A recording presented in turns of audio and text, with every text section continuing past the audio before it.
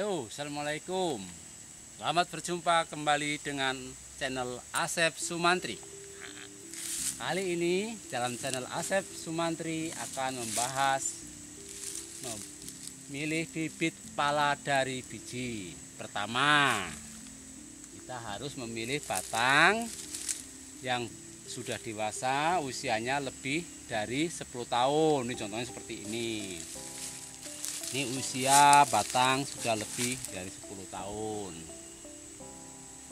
Yang kedua, memilih batang pala. Meskipun banyak batangnya, kita pilih batang yang segar dan sehat, tidak terkena cacar batang atau paten. Itu yang kita pilih untuk bahan bibit. Terus memilih batang yang buahnya setiap kali musim itu selalu lebat. Begitu juga dengan buah dari kulitnya. Kulitnya ini yang mulus, jangan sampai ada yang cacaran atau blendok. Kita pilih bibit yang buahnya mulus-mulus, tidak ada cacarnya. Setelah buahnya agak besarnya rata, kira-kira kayak gini. Nah, setelah kita pilih, dapat batang, dapat buahnya yang bagus-bagus, kemudian kita petik. Setelah petik, kita pilih lagi bibitnya. Buahnya yang rata, kira-kira dalam 1 kilonya itu kalau yang masih basah itu berisi antara 110 sampai 125 biji. Juga dipilih polopak atau mahkota bunganya itu yang dalamnya, yang merah, itu yang tebel. Jangan yang masih putih, kalau masih putih tandanya masih agak muda. Harus dipilih yang merah betul. Nah, itulah kira-kira yang kita pilih. Nanti dilihat selanjutnya ada bibitnya nanti. Tuh, buahnya bisa dilihat. Aduh, rontok.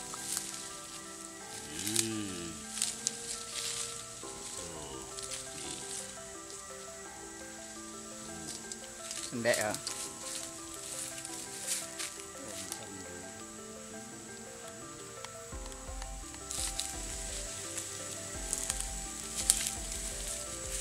Ini pendek teman-teman, lihat tuh bapak tuh. Bahkan ada yang sampai ke tanah. Tuh, bapak ke situ dulu tuh. Tuh. Bahkan diangkat ini batangnya. Sip. Ini buahnya lebat teman-teman.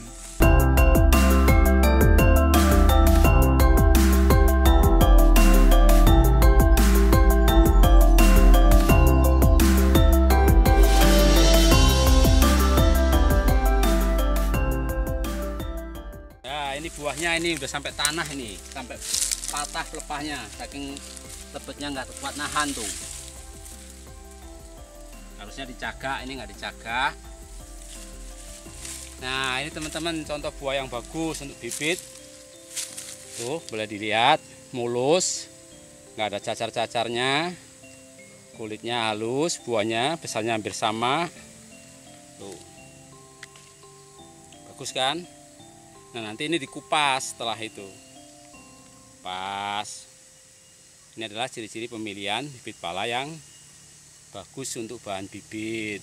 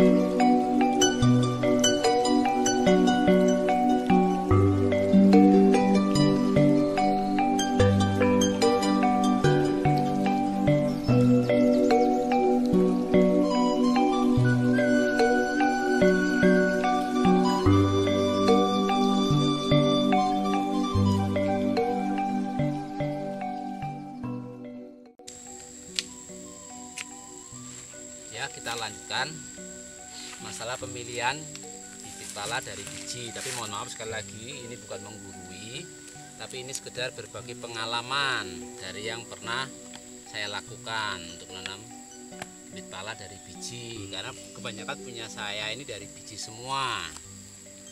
Nah, dalam pemilihan tadi, setelah kita mendapatkan batang dan buah yang bagus-bagus seperti ini, mulus dan tidak ada pateknya, buahnya mulus-mulus begini, kita kupas. Setelah kupas kita pilih lagi, masih disortir. Nah, pilihlah yang bentuknya warnanya merah-merah seperti ini. Nah, ini merah, ini namanya udah tua betul. Jangan pilih yang masih seperti ini meskipun merah, tapi ini belum bisa untuk jadi bibit karena masih ada putih. Ini tandanya masih kurang tua atau masih agak muda. Pilih yang warnanya udah merah begini. Kemudian pilih juga mahkota bunganya ini namanya mahkota ini. Nah, ini pilih yang merah yang tebel untuk bibit. Jadi faktor ini bisa menurunkan ke genetik yang akan datang. Jadi nanti diharapkan buahnya sama besarnya. Terus kelopak bunganya ini tebel, karena ini yang mahal ininya.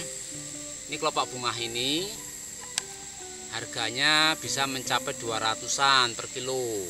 Kalau bijinya ini murah, antara 40 sampai 50 pada saat ini. Nah, jadi kalau mau milih bibit kayak gitu harus benar-benar kita pilih supaya nantinya nggak kecewa. Karena tanaman pala ini tanaman lama, 4 sampai 5 tahun baru berbuah.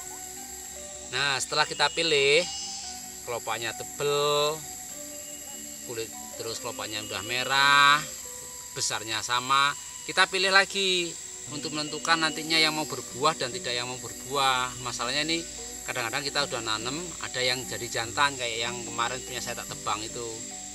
Nah, untuk menentukan itu kita pilih, kita seleksi. Insya Allah petani tidak akan kecewa. Kita pilih nih, kamera agak deket, kita harus bisa membedakan mana yang nantinya jadi buah dan tidak. Kalau yang mau jadi buah, ininya bulat. Nah, buahnya ujungnya bulat, nggak lonjong. Ininya juga halus. Tapi kalau yang nggak mau buah, rata-rata begini. Nah, ini lancip. Kesininya agak lancip, pada geret-geretnya tengah ini muter melingkar. Ini kebanyakan kalau jadi bibit ini buahnya paling hanya 1 sampai 10 biji. Tapi kalau yang ini yang polos kayak gini, ini insya Allah ini bisa menguntungkan petani. Ini buat saya yang udah berapa tahun menanam. Nah, ini lancip, ini ada geretnya lingkaran.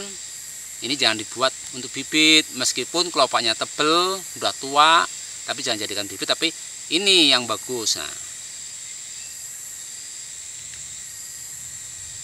paham lah mudah-mudahan untuk kawan-kawan yang hobi tani dan mau nyoba tani. Mari kita tanam polo, manfaatkan lahan yang kosong-kosong untuk tanam pala, biar kita bisa mandiri dalam bidang ekonomi, tidak ketergantungan, tidak menimbulkan kecemburuan kalau kita sama-sama nanam. Kalau bagi yang belum jelas, boleh nanti cari bibit ke tempat saya, ada bibitnya.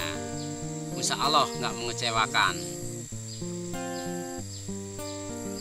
Nah, untuk mengenai penyemaian atau penjambangan, nantikan di episode yang akan datang.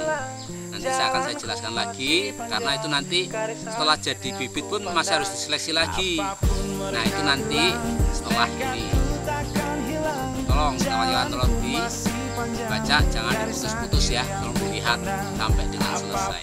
Sekian, wassalamualaikum warahmatullahi wabarakatuh. Jalanku masih panjang, garis aku